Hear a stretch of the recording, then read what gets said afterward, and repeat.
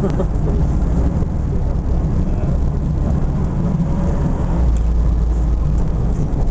bys udělal s 217?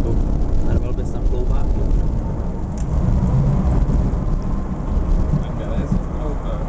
Já nevím, teď si nějak neuvědomuju, co je to vlastně za linku pořádně. No jede na Davidskou. Zanděla na Davidskou. A kudy, jakou má frekvenci a tak. Přes Strahov, tak ráno. Tak co je přes Strahov, tak zatrolejovat. Jo, ale to. Strahov je drátový kopec. A tam dřív jezdili trolejbusy, no. Jo, ještě, ale jenom některých takových.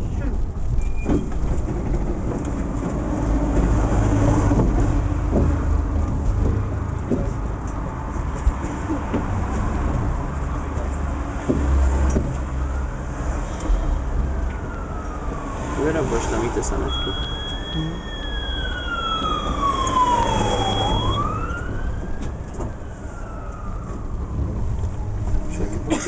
Potřebuji natočit nějaký jednoduchý video, který prostě nemusím se stříhávat, můžu rovnou nahrát. Dobře. To budeš dávat na YouTube? No, tak to si musíme nějaký vtípky tady říkat. Co jsem měl? Dobrý den.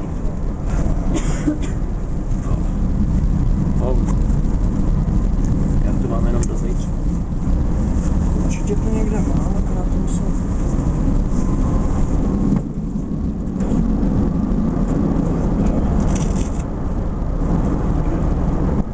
Používáš BM kartu, jo? Jo.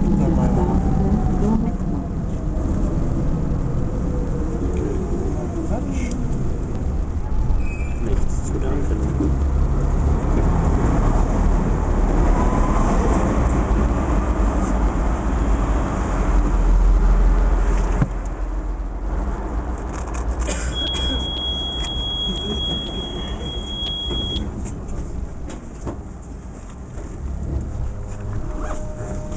Ještě nestalo, že by přišla přepravní kontrola v době, kdy jsem šortil.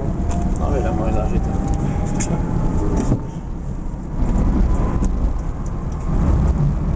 Tak budeme říkat nějaký vtípky, ne? Je to zábavný. Tak začni. No, čekám. Tak já nevím, třeba má to 5 nohou a 2 hlavy, co je to? Co? 5 nohou? A 2 hlavy. Nevím, tak 5 nohou, 6 lidí s jednou useknutou hlavou A to ne. a s jednou useknutou nohou. Tak já ti poradím, no. Tak je to pitbull, který se vrací z jezdky ve Čeště.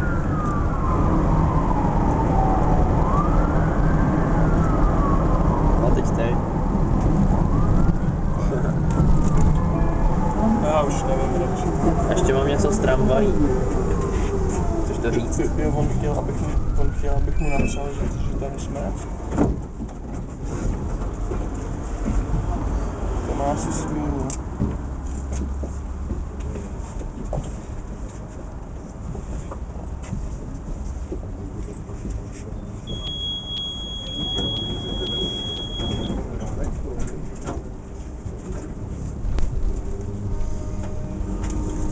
Ti řeknu nějaký vtípek z tramvají, jo, když už jsi takový tramvaj. Co? Chceš? No, nejdi. Dobře, a je dlouhý. Tak je žena, vaří doma pro muže, čeká, až se vrátí. Pod barákem jí vede tramvajová tráť. A vždycky, když projede tramvaj, tak jí spadne skříň. A tak ženská, že je slabá, tak tu skříň sama neuzvedne, tak zazvoní na souseda, jestli jí s tím nepomůže. No tak on jí s tím pomůže, za 5 minut projede další tramvaj a skřínce se spadne. Tak zase zazvoní na souseda a on jí navrhne, že tu skříň přišroubuje ke zdi, tak ji přišroubuje a čeká.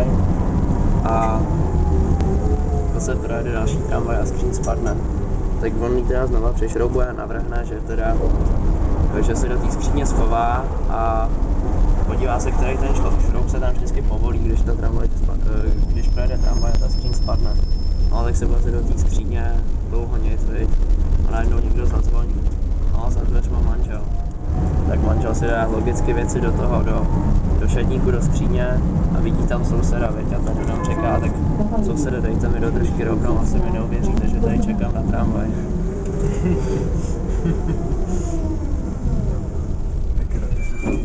Je, no. Co, na to je tramvaj.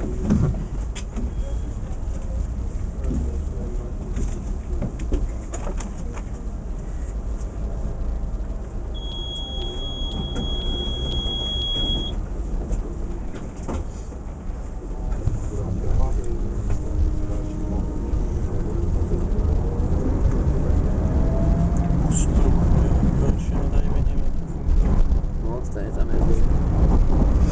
No, jenom některý naštěstí snad, ne? No, ano, třeba tam to neštěstí. Nebo tam ten. Nebo tenhle. Nebo tenhle. Takže tady je autobus pruhu. Napravo vidíme vyhrazený pruh pro autobusy.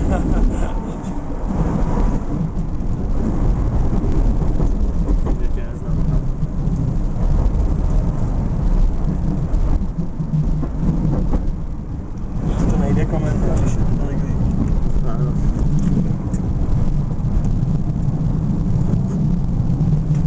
Tady to fakt potřeba. Co? Celý to překopal, to je fakt strašný. Tady bych to právě že nechal. To vydrží ještě. A jako, co tady bude, hele, zkusme se vsadit. Takhle F4 se nelíbí. I tady, jo. Jako se píš, jo, ta nejlevnější nosit za pár kamerů, vole, opravňovat tam že nebudou to cestovou sami.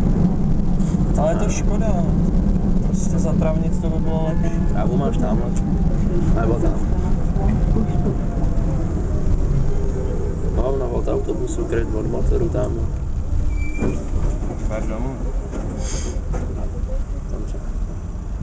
Je to trošku od oleje, ale nevadí.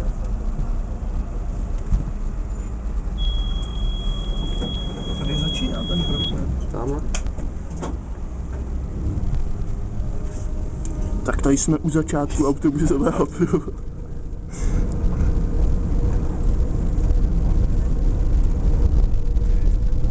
Za náma tramvaj 10. A nějaká stará důchodní. A tady manipulační. Jo, tamhle to je reklama prostě, to je super reklama tohle. To je dobrá.